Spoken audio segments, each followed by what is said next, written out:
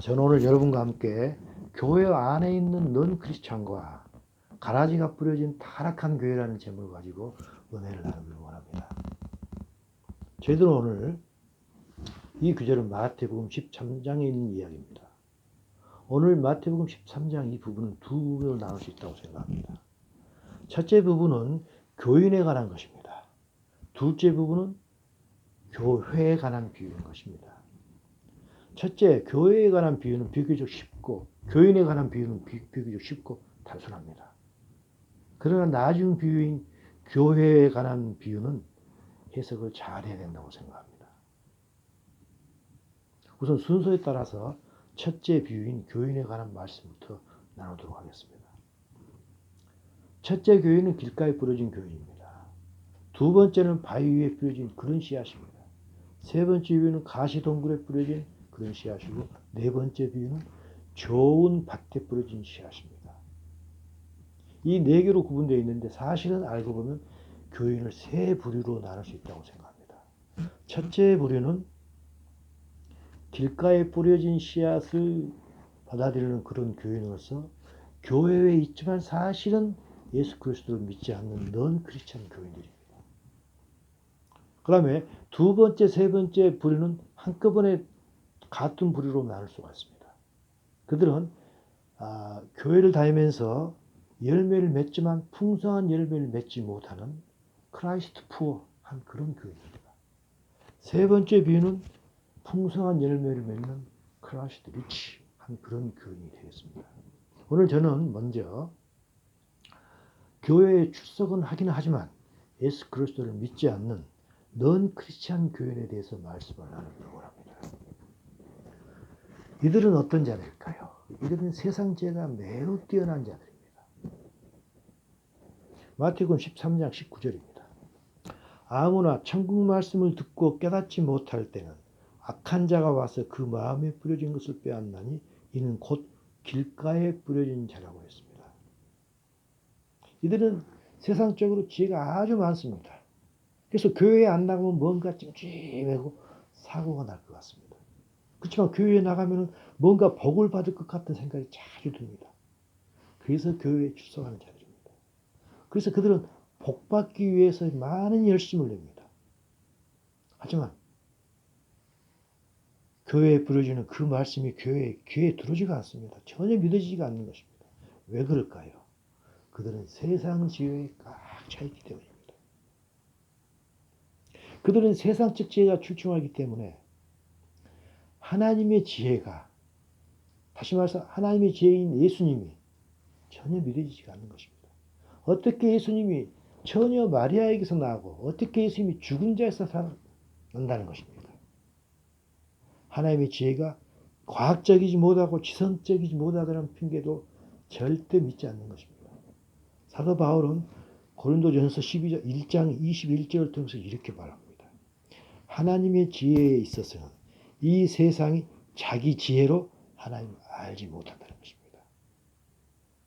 세상적인 지혜를 가지고 하나님의 지혜를 판단하기 때문에 그들은 절대 하나님 아버지를 믿지 않는 것입니다. 두 번째입니다. 이들은 세상 재미에 푹 빠진 자들입니다.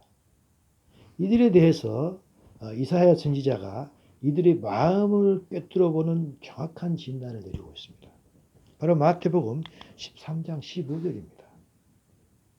이 백성들의 마음이 완악해져서 그 귀는 듣기에 둔하고 눈은 감았다고 했습니다. 귀는 막아버리고 눈은 감았다는 것입니다. 왜 그렇습니까? 눈으로 보고 귀로 듣고 마음에 깨달아서 행해라도 자기 자신이 고침을 받을까 두려워했다는 것입니다.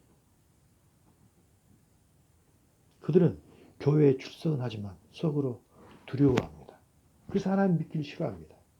세상 재미로 꽉 차있기 때문에 자기가 가지고 있는 세상적인 가치관을 하늘의 가치관으로 바꾸기를 매우 두려워한다는 것입니다. 행해라도 고침을 받을까 두려워한다는 것입니다. 그래서 그들은 세상적인 재미에 꽉 차있는 그들은 교회에 출석은 하기는 하지만 듣지 않으려고 귀를 막고 있는 겁니다. 그래서 그들은 매우 사실은 어리석은 자들입니다. 디모데 후서 3장, 6장, 7절을 통해서 사도 바울이 우리에게 이런 말씀을 하고 있습니다. 그들 중에 남의 집에 가만히 들어가 어리석은 여자들을 유인하는 자들이 있다고 했습니다. 근데 그 여자는 어떤 자들입니까?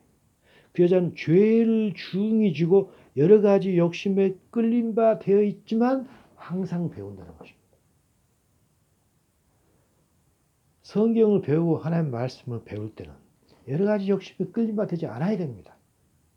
하지만 그들은 이미 세상 재미에 꽉 차 있기 때문에 여러 가지 욕심에 이미 끌렸던 것입니다. 끌린 상태에서 하나님의 말씀을 자꾸 배우는 것입니다. 그럴 때 어떻게 되겠습니까? 진리를 알 수가 없는 것이죠. 그들은 많은 열심을 내면 내가 복을 받겠다는 것을 알고 있기 때문에 많이 배워서 나는 이미 많이 배웠다. 그래서 하나님을 알고 있기 때문에 구원을 받았다고 생각하고 자랑합니다.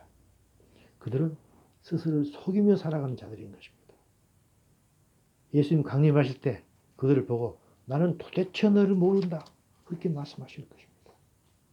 또한 교회 다니면서도 예수님을 믿지 않는 넌 크리스찬들은 영적으로 매우 캄캄한 어둠 속에 쌓여 있는 자들입니다. 마태복음 11장 17절을 통해서 예수께서 말씀하시고 있죠. 우리가 너희를 향하여 피를 불어도 춤추지 않고 슬피 울어도 너희가 가슴을 치지 않았다 하겠습니다. 무슨 말인가요? 예수님께서 피를 부는 것은 무엇인가요? 하나님의 나라가 왔다는 것입니다. 너무 좋다는 것입니다. 그렇기 때문에 춤을 춰야 된다는 것입니다. 하지만 그들은 그런 말을 들어도 전혀 감흥이 일어나지 않습니다. 어떻게 하나님의 나라가 있냐는 것이죠. 그들은 세상 나라밖에 모르기 때문에. 그리고 피리를 붑니다. 그리고 또 가슴을 슬피 운다는 것입니다. 무슨 말인가요? 너희들은 너희의 죄를 회개하라는 것입니다. 그래도 그들은 회개하지 않고 가슴을 치지 않는다는 것입니다. 그들은 아무리 많은 설교를 들어도 하나님이 모르는 죄에 대한 회개도 없고 하나님 나라에 대한 기쁨도 없는 것입니다. 이들은 땅만 알기 때문입니다. 예수님의 관심은 우리가 비록 이 땅에 살아가고 있지만 다가올 하늘나라를 보고 그리 들어가는 것이었습니다. 하지만 교회를 다니면서도 예수님을 믿지 않는 그런 넌 크리스찬들은 하나님의 말씀, 하나님의 생명에는 전혀 무관심하고 오직 이 땅에 그만 관심이 있는 것입니다. 예수님께서는 오병이어의 기적을 행하셨습니다. 그리고 나서 오병이어의 기적을 행하니까 그들은 너무 놀랐습니다. 그래서 예수님께서 오병이어의 기적을 행하고 나서 산에 가면 산으로 가고 예수님께서 바다라고 하면 그들은 바다를 쫓아갑니다. 예수님을 졸졸 따라다녔던 것입니다. 그래서 예수님께서 이 말씀하십니다. 요한복음 6장 26절입니다. 너희가 나를 찾는 것은 표적을 본 까닭이 아니고 떡을 먹고 배부른 까닭 아니냐라고 그들의 마음을 헤아려서 핀 꼬집어 냈던 것입니다. 예수님께서 기적을 행하신 것은 내가 하나님이라는 표적을 보기 위한 것이었는데 그들은 그런 표적을 보지 못하고 단지 예수님께서 하셨던 그 기적, 피상적인 기적만을 봤던 것입니다. 떡만 바라봤던 것입니다. 그래서 예수님께서 말씀하시죠. 너희들은 떡만 보고 나를 따라오지 말고 영생하도록 있는 그 양식, 내가 너희들에게 줄 영생하도록 있는 그 양식을 위해서 나를 따라다니라라고 했던 것입니다. 그 이야기 하니까 결국 그들은 어떻게 했습니까? 요한복음 6장 66절입니다. 그들은 그때부터 그의 제자 중에서 많은 사람들이 떠나가고 다시 그와 함께 다니지 아니하더라라고 했습니다. 교회 내외에 있는 넌 크리스찬들은 진리를 싫어합니다. 그리고 진리를 말하는 교회는 떠나는 자들입니다. 그리고 그들은 예수님 말씀에 대한 개인적인 믿음은 하나도 없이 행여라도 복을 받을까 하면서 남들과 같이 몰려다니는 자들입니다. 누가복음 8장 44절에서 이 말씀이 있습니다. 예수님께서 걸어가지고 계시니까 많은 사람들이 몰려다니는데 혈루증을 앓는 여인이 와서 그에게 손을 댔습니다. 그래서 혈루증이 즉시 멈췄습니다. 그 여자는 예수님께 대한 개인적인 믿음이 있었던 것입니다.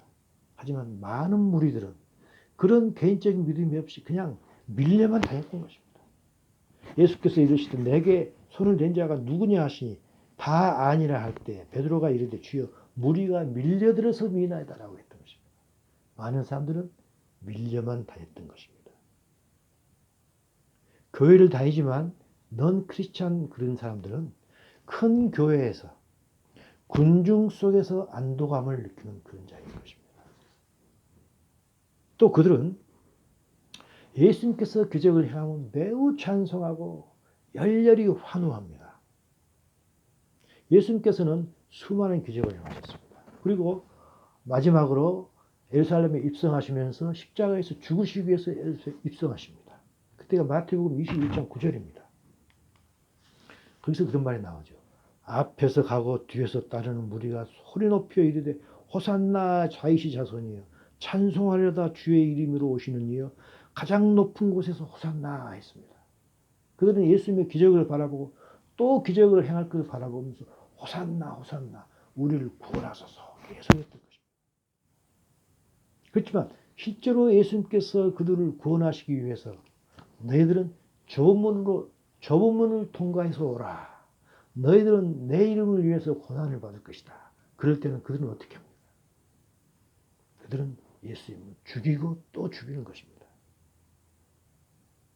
내가 바라는 대로 왜 안 해줘? 하고 예수님을 또 죽이고 죽이는 것입니다. 바로 마태복음 27장 23절 이야기입니다. 빌라도가 이르되 어찌미냐 무슨 악한 일을 하였느냐. 예수님께서 악한 일 한 게 하나도 없는 것입니다. 하지만 그들이 더욱 소리질러 이르되 십자가에 못 박혀야 하겠느니라. 자기 뜻대로 되지 않을 때 그들은 예수님을 죽이고 또 죽이는 것입니다. 또 교회를 다니지만 예수님을 믿지 않는 넌 크리스찬들은 출애굽 1세대와 같은 자들입니다. 출애굽 1세대들은 하나님께서 애굽의 종살이를 면해준다고 하니까 이 말이 좋아서 나오기는 했습니다. 하지만 그들은 결코 하나님의 약속의 말씀을 믿었을까요? 믿지 않았던 것입니다. 여호와께서 모세에게 이르시되 이 백성이 어느 때까지 나를 멸시하겠느냐라고 했습니다. 내가 그들 중에 많은 이적을 행하였으나 어느 때까지 나를 믿지 않겠느냐. 그들은 결코 하나님 아버지를 믿어서 출애굽했던 게 아닙니다. 마찬가지입니다. 우리들 교회 다니면서도 실제 삶에 있어서는 하나님을 믿지 않고 오히려 깔보고 멸시하는 자들이 있다는 것입니다. 이들에 대해서 사도 바울은 고린도전서 10장 1절에서 5절을 통해서 우리에게 이 말씀을 해주고 계십니다. 우리 조상이라는 건 누군가요? 출애굽 1세대를 이야기합니다. 출애굽 1세들이 모세에게 속하여 다 구름과 바다에서 침례를 받고 구름 속을 지나고 구름 밑을 지나고 바다 속을 지나지 않습니까? 그래서 그들을 사도 바울은 침례라고 표현하고 있습니다. 다 같은 신령한 음식을 먹는 거. 그들은 어떤 신령한 음식을 먹었습니까? 만나를 먹었습니다. 그들은 또한 다 같은 신령한 음료를 마셨습니다. 반석에서 나는 음료를 마셨던 것입니다. 비유적인 표현입니다. 그럼 우리에게 어떤 식으로 비유합니까? 우리가 성만찬을 했다는 것입니다. 성만찬, 떡을 먹고 예수님의 피를 상징하는 음료수를 마셨다는 것입니다. 우리가 교회 다니면서 침례도 받고 성만찬도 했다는 것입니다. 하지만 그들을 다수를 하나님이 기뻐하지 않으셨다고 합니다. 그래서 그들은 멸망을 받았다고 했습니다. 우리도 역시 교회를 다니지만 우리가 침례를 받고 성만찬을 행했지만 하나님께서는 우리를 기뻐하지 않을 수 있다는 것입니다. 왜 그럴까요? 출애굽 1세대와 같이 믿음이 없이 형식적으로 또는 종교적인 의식의 하나로 성만찬과 침례를 받는다고 하면은 하나님께서 우리를 기뻐하지 않으신 것입니다. 우리에게 구원이 없는 것입니다. 우리가 교회에 출석은 했지만 몸만 교회당에 있지 마음은 세상에 빠져 있기 때문입니다. 그런 자들은 교회에 다니지만 예수 그리스도를 믿지 않는 넌 크리스찬인 것입니다. 왜 그렇습니까? 로마서 1장 16절이죠. 복음을 부끄러워하지 아니하노니 이 복음은 모든 믿는 자들에게 구원을 주기 때문입니다. 믿지 않는 자들에게는 구원이 없는 것입니다. 마지막입니다. 마지막으로 교회를 다니지만 넌 크리스찬들은 어떤 자들일까요? 그들은 엘리 제사장과 그 아들과 같은 그런 자들입니다. 이것은 사무엘상 4장에 있는 이야기입니다. 사무엘상 4장을 보게 되면 아벡이라는 곳에서 전투가 벌어집니다. 이스라엘이 블레셋과 싸우다가 이스라엘이 참 패배를 합니다. 3,000명이 죽습니다. 그러자 그들은 언약궤를 실로에서 그들의 전쟁터로 데려옵니다. 그래서 그들은 이 언약궤만 있으면 하나님께서 그들을 도와서 전쟁에서 승리할 것으로 확신했던 것입니다. 무슨 말인가요? 교회만 다니면 구원은 받는다고 확신하는 것입니다.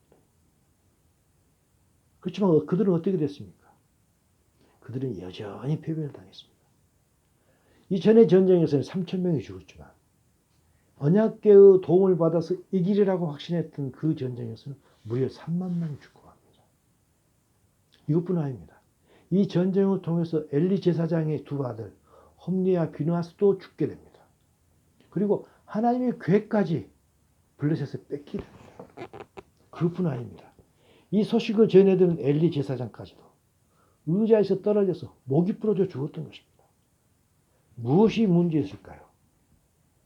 하나님의 궤는 하나님의 임재를 상징합니다. 그런데 왜 그들은 하나님의 도우심이 있다고 확신했던 그 전쟁에서 엄청난 패배를 당했을까요? 요즘으로 말하지만 왜 교회를 다녔음에도 불구하고 구원을 받지 못하는 그런 넌 크리스찬이 됐을까요? 그들은 그들의 조상이었던 여호수아를 생각했던 것입니다. 여호수아는 요단강을 건널 때도 그리고 난공불락의 성인 여리고성을 함락시킬 때도 언약궤를 맨 제사장들이 그들을 앞장섰던 것을 알고 있었던 것입니다. 그래서 그들은 이 여호수아의 본을 따려고 했던 것입니다. 그러나 그들은 엘리 제사장 때 실패했던 것입니다. 왜 이런 일이 벌어졌을까요? 여호수아는 하나님이 이 말씀을 들었습니다. 오직 강하고 극히 담대하여 나의 종 모세가 너에게 명령한 그 율법을 다 지켜 행하고 좌로나 우로 치우치지 말라. 그리하면 어디든지 가든지 형통하리라. 라는 하나님의 말씀을 항상 기억하고 하나님의 율법을 통하여서 하나님과 항상 교제했던 것입니다. 그래서 그들에게 도저히 불가능해 보였던 그런 모든 일이 하나님의 약속대로 이루어졌던 것입니다. 하지만 블레셋에게 패배했던 그 엘리 제사장 당시에 그들의 신앙상은 여호수아와 전혀 달랐던 것입니다. 어떻게 달랐을까요? 사무엘상 3장 2절 3절에서 이야기를 하고 있습니다. 엘리의 눈이 점점 어두워가서 잘 보지 못하는 그때 그는 자기 처소에 누웠고 하나님의 득불은 아직 꺼지지 아니하였으며 사무엘은 하나님의 궤가 있는 여호와의 전 안에 누웠다고 되어 있습니다. 제사장 수업을 받았던 사무엘은 여호와의 전 안에 누웠습니다. 하나님의 궤가 있었던 여호와의 전 안에 누웠지만 제사장 수업을 시키고 있었던 엘리 제사장은 자기 처소에 누웠던 것입니다. 그래서 그 당시에 사무엘상 3장 1절을 보게 되면 여호와의 말씀이 희귀했다고 합니다. 여호와께서 그들에게 별로 말씀해 주시지 않았던 것입니다. 그러면서 엘리 제사장 아들들은 어땠을까요? 엘리 제사장 아들들은 행실이 나빠 여호와를 알지 못했다고 합니다. They had no regard for the Lord인 것입니다. 하나님께 대해서 어떤 관심도 두지 않았던 것입니다. 그들은 전혀 하나님을 모르지 몰랐던 것입니다. 그렇게 이들은 엘리 제사장 시대에 그들은 오직 종교적인 행위만 있었지 신앙의 본질은 하나님 아버지를 알지 못했던 것입니다. 오직 그들은 법궤만 내세웠던 것입니다. 그들은 교회에 출석을 한다고 할 수 있지만 넌 크리스찬에 불과했던 것입니다. 이들이 바로 교회에 출석하기만 하지, 교회에 출석만 하는 그런 무늬만 그리스도인인 넌 크리스찬인 것입니다. 그렇다면 이 교회 안에 왜 이런 넌 크리스찬 교인들이 있을까요? 우리는 그 원인, 가장 큰 원인을 알고 있습니다. 우리가 읽었던 마태복음 13장 15절 이사야 선지의 이야기입니다. 왜냐하면 그들이 마음이 완악했기 때문입니다. 마음이 완악해서 행이라도 하나님께 와서 귀를 쫑긋 세우고 눈을 부릅뜨고 이야기를 들으면 행이라도 마음으로 깨달음이 와서 고침을 받을까 하는 그런 두려움이 있었던 것입니다. 그렇기 때문에 그들은 교회에 나온다 할지라도 고침이 받기 싫어서 눈은 뜨고 있었던 사실은 눈을 감고 있었고 귀는 듣고 있었지만 사실은 귀를 닫고 있었던 것입니다. 오직 이것만일까요? 이것 때문에만 그들이 넌 크리스찬이 됐을까요? 아닙니다. 교회에도 문제가 있다는 것입니다. 이것이 오늘 읽었던 후반부의 교회에 대한 비유인 것입니다. 교회는 어떤 곳인가요? 교회는 하나님으로부터 부르심을 입은 사람들이 모임 자체가 교회 아니겠습니까? 그래서 사도 바울은 에베소 1장 23절을 통해서 이 말씀하셨죠. 교회는 그의 몸이니 만물 안에서 만물을 충만케 하시는 이의 충만이라고 했습니다. 교회는 그리스도의 몸인 것입니다. 이 몸은, 저의 몸은 저를 표현합니다. 저를 드러내고 있습니다. 만약에 교회가 그리스도의 몸이라면 교회는 그리스도를 표현해야 되고 그리스도가 나타나야 되는 것입니다. 그게 교회인 것입니다. 교회란 그리스도인 예수님을 보여주고 그리스도인 예수님을 드러내는 것이 바로 교회인 것입니다. 그래서 교회는 예수님으로 충만한 것이 교회입니다. 교회는 하나님의 생명으로 충만하고 하나님의 생명이 흘러가는 것. 그것이 교회입니다. 교회는 오직 하나님의 말씀, 진리의 말씀, 은혜의 말씀, 하나님의 생명으로 가득 찬 그런 말씀으로 충만한 것이 교회입니다. 그런데 예수님께서 하신 말씀이 있습니다. 이 땅의 천국인 교회에 천국 복음의 씨앗맛이 뿌려진 것이 아니고 마귀에 의해서 가라지 복음의 씨도 뿌려진다는 놀라운 말씀을 비유로 하셨던 것입니다. 마태복음 13장 25절에서 이 말씀하십니다. 사람들이 잘 때 그 원수가 와서 곡식 가운데 가라지를 더 뿌리고 갔다는 것입니다. 곡식이 무엇인가요? 곡식은 하나님의 진리의 말씀입니다. 근데 가라지를 더 뿌렸다는 것입니다. 교회에는 하나님 말씀만이 들어와야 되는데 세상적인 복음을 마치 하나님의 복음처럼 가장한, 위장한 가라지 씨가 심겨질 수도 있다는 것입니다. 예수님께서는 이런 교회에 대해서 매우 놀라운 애언의 말씀을 우리에게 비유로 하고 계십니다. 바로 마태복음 13장 31절 32절입니다. 천국은 마치 사람이 자기 밭에 갖다 심은 겨자씨 하나를 같으니 이는 모든 씨보다 작은 것이로되 자란 후에는 풀보다 커서 나무가 되매 공중의 새들이 와서 가지에 깃들인다고 했습니다.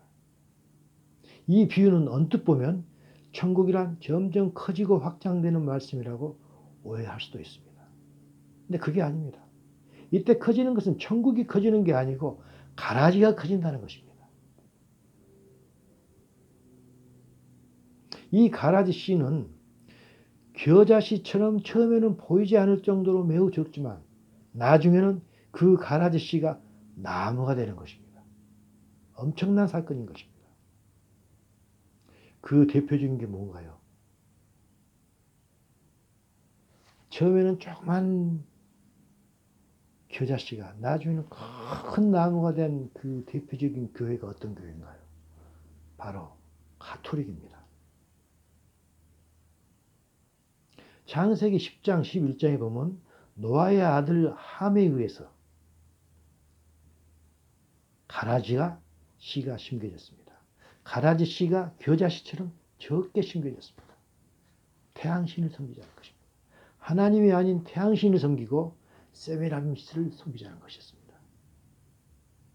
이렇게 돼서 그게 점점 커져가지고 지금 가톨릭이 됐습니다. 가톨릭의 뜻이 뭔가요? 유니버스의 뜻 아니겠습니까? 보편적이라는 것입니다. 우주적인 교회라는 것입니다. 교회는 원래 지역교회가 되어야 됩니다. 에베소 교회, 에베소 지역에 있는 에베소 교회, 고린도 지역에 있는 고린도 교회, 요즘으로 말하면 써니누교에 있는 써니누 교회, 노스코트에 있는 노스코트 교회, 버켄헤드에 있는 버켄헤드 교회, 또는 웨스트하버에 있는 웨스트하버 교회, 이런 교회가 되는 게 원칙입니다. 하지만 가톨릭 교회는 유니버설한 교회, 전 우주적인 교회가 되어버렸습니다. 그게 나무라는 것입니다. 이 나무가 돼가지고 공중의 새들이 가지에 깃들인다고 했습니다. 이 가톨릭 교회에 어떤 새들이 날아들었을까요? 바로 연옥소리입니다. 수많은 새들이 날아든 것입니다. 연옥이라는 거 없지 않습니까? 천국과 지옥밖에 없는데 거기에서는 연옥소리라는 나무가 새가 날아든 것입니다. 또 천주교는 교황이 최고입니다. 교회의 머리는 예수님인데 그들은 교회의 머리가 교황이라고 하고 있습니다. 교회의 황제 아닙니까? 인간이 하나님 예수님이 아니고 인간이 교회의 머리가 되는 것입니다. 그리고 그들은 예수님만이 승천해서 하늘에 계시는데 성모 마리아가 승천했다고 하고 있지 않습니까? 종교다원주의를 그들은 외치고 있습니다. 바로 교황이 외치고 있는 것입니다. 그래서 그들은 종교 통합을 하기 위해서 종교다원주의를 이야기하고 있습니다. 그래서 그들이 종교가 통합이 된 세계를 통합하기 위해서 종교를 통합합니다. 세계를 통합으로 말미암아 하나님께 대적을 하는 것입니다. 그래서 그들은 창세기 11장에 세워졌던 바벨탑을 계속해서 세워서 지금 바벨성을 세우고 있는 것입니다.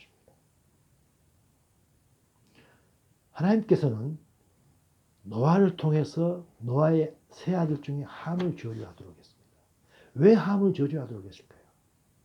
바로 함이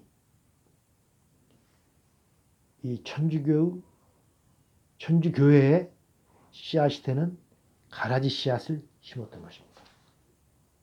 그 천주교가 하나님을 대적하고 있지 않습니까? 그래서 노아는 자기도 모르게 아들 함을 저주했던 것입니다. 결국 천주교는 또는 천주교를 대표하고 있는 교황은 어떻게 될까요? 요한계시록 19장 20절입니다. 짐승이 잡히고 그 앞에서 표적을 행하던 거짓 선지자도 잡혔으니 이 둘이 산채로 유황불을 묻는 못에 던져진다고 했습니다. 무슨 말인가요? 거짓 선지자가 누굽니까? 바로 교황인 것입니다. 요한계시록을 보게 되면 두 짐승이 나옵니다. 한 짐승은 거짓 선지자, 바로 요한인 것입니다. 또 다른 짐승은 앞으로 나타날 것입니다. 그리고 예수님께서는 그 교회, 타락한 교회에 대해서 또 한 번 반복하십니다. 마태복음 13장 33절입니다. 또 비유로 말씀하시되 천국은 마치 여자가 가루 서말 속에 갖다 넣어 전부 부풀게 한 누룩과 같다고 했습니다. 교회 내에 가라지를 살짝 가라지 씨를 섬겨둔 것입니다. 교회에 변질된 복음을 숨겨 놓아서 그 변질된 복음에 의해서 수많은 종교적인 의식이 있는 것입니다. 천주교가 대표적이죠. 하지만 그 속에 신앙의 본질은 빠져버린 것입니다.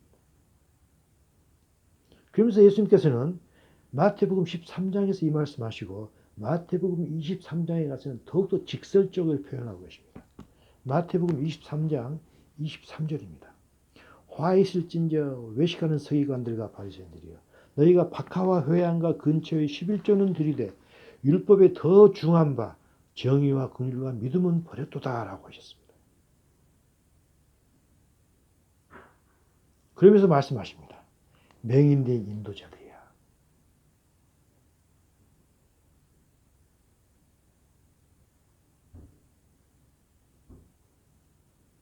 하루살은 걸러내고 낙탄을 섬긴다고 이야기했던 것입니다.